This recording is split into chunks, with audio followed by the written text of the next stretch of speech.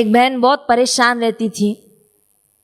उनका पति जो है वो खूब शराब पीता था। संगति मनुष्य के ऊपर निश्चित ही प्रभाव डालती है।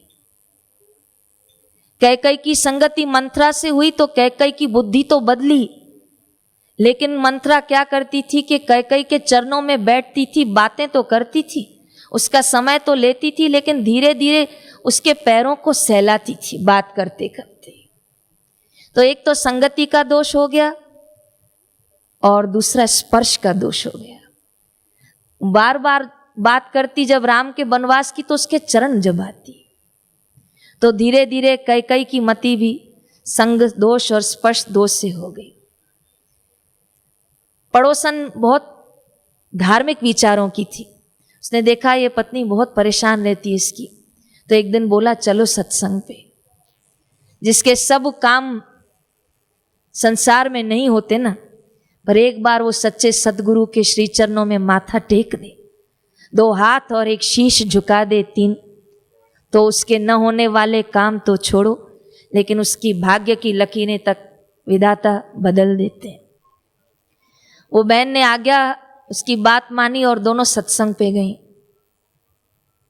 सत्संग एक अमोघ औषध है जो तन का रोग, मन की ममता, चित्त की चंचलता, बुद्धि की जड़ता और जीव की अहमता को मिटा के शुद्ध ब्रह्म को प्रकट करती है। वो सत्संग एक औषध है। आप कभी डॉक्टर के पास जाएंगे, पेट में दर्द है तो सफेद दवाई, कमर में दर्द है तो लाल दवाई, और पैर में दर्द है तो पीली दवाई। अलग अलग रोग की अलग अलग औषध देंगे, लेकिन गुरु नाम तो सर्व रोगों की औषधि है। जो जहां भी जपे वो आनंद शांति पाता है और सर्व रोगों से मुक्ति पाता है।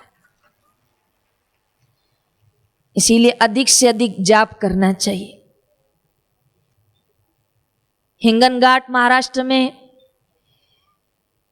पूज्य श्री की आज्ञा से विद्यार्थियों के शिविर था, और वहां शिविर में बड़े भी बैठे थे। तो एक साधक बैठा, बोला मैं सबसे पुराना साधक हूं, कितने साल हो गए आपको दीक्षा लेके? तो उन्होंने कहा मुझे 20 साल हो गए।